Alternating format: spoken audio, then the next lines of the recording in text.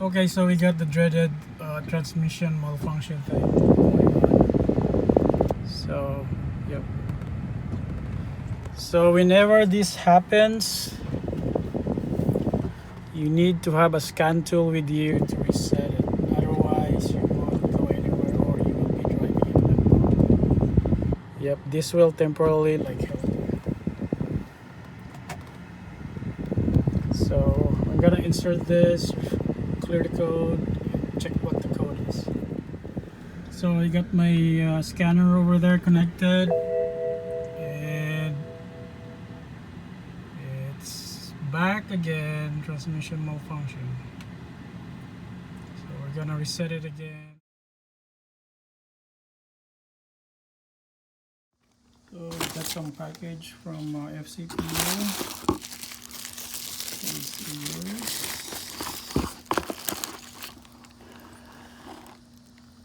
My video continental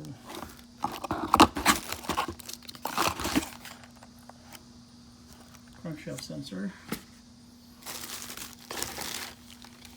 and we got the bolt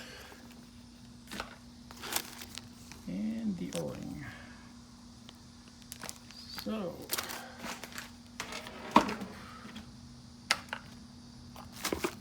So you could access the crankshaft actually by removing the cowl. So the cowl is just easy. In my case, there's no bolts anymore, so I just like take out this middle portion here, and this one and that one. Actually, you don't even need to remove that one. So looking at here, it's gonna be a tight space, but should be down there. Yep, under the starter, you could see the bolt there. And then doing so, I broke the CCV hose on mine, so yep, it's gonna be a problem.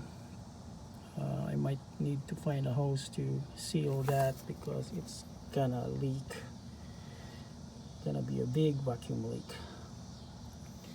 Yep, so yep, this one, I was like trying to find it, and then I broke it. Oh, let's see. Oh, it's so tight. Yep, there's a hose in here.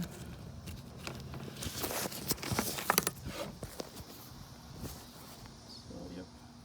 Okay, so I have to move the strut bar.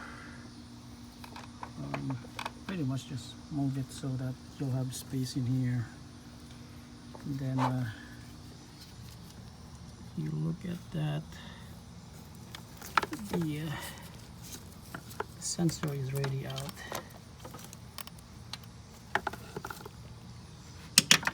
It's still a tight space in here, but yep.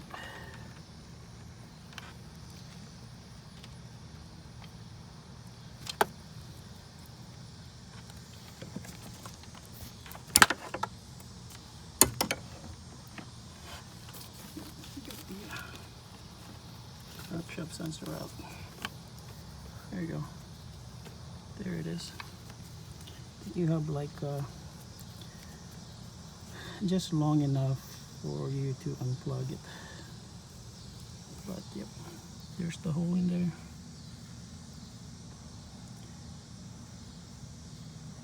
Yep. So it's really visible here, and I think it's way better accessing it from here than down there. And the o-ring is actually stuck in there. Okay, take that o-ring out. Okay, so this is my old one, and the brand is I think VDO Siemens. I think this is still the original, maybe. Looks original to me. And this is my replacement. It's a Continental. Yeah, there's no video though, so I don't know.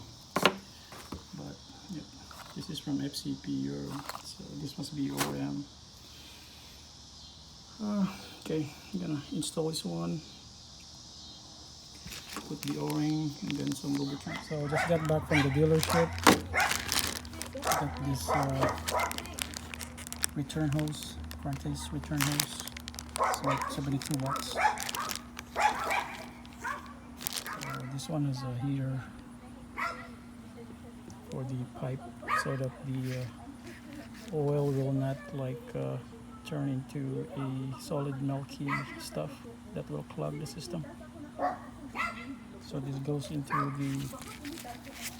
the dipstick. So you could actually see the end of the crankcase ventilation return hose going to the dipstick over here. So you just remove the cover.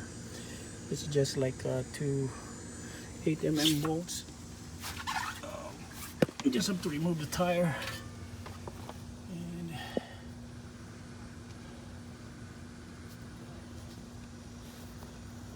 it's so dark. Okay, so that's the one over there. So it's just on the right side of the steering column. Yep. So I'm gonna put a special tool there, insert it and release it. I think this pipe is actually leaking. So much oil in there. So you need this special tool to release it in the oil dipstick, something like that. And then you're gonna put it there, wrap it on the pipe, and then you can pull it up. Yeah, this is actually being used for fuel lines to release these connectors. So this is the pipe for the crankcase return hose. So look at that.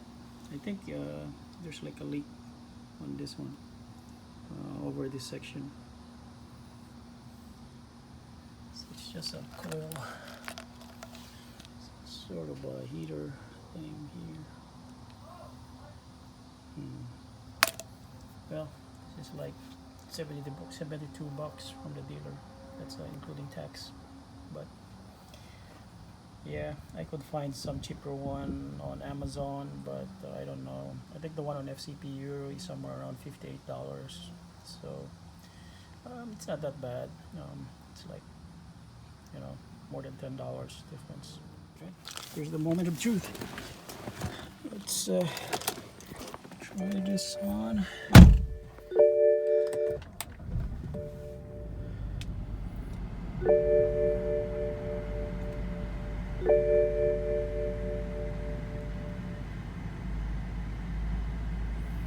Okay, it's warming up. It seems to idle not so bad.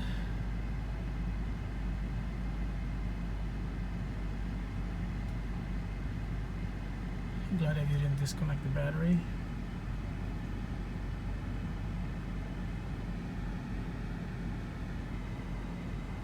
Idle is still high. We'll wait till it stabilizes.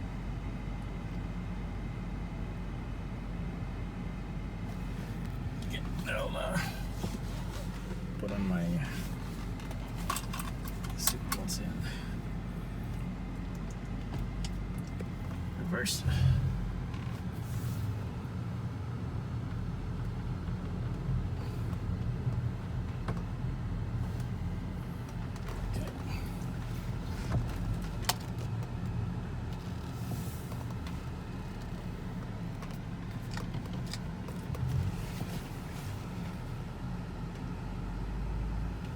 Wonder where that torch bit go.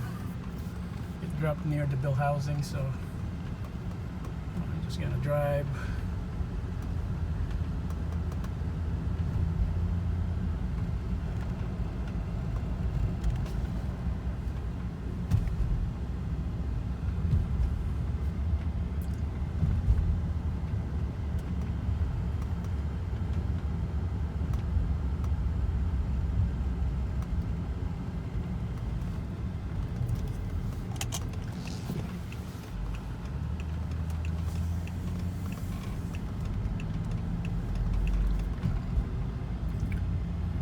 far so good. Yeah, last time, like, even if I like drive it around the block, it will just basically like go into like a transmission malfunction. So yep, what I'm trying to do is probably drive it around, make sure that that Torx bit falls off.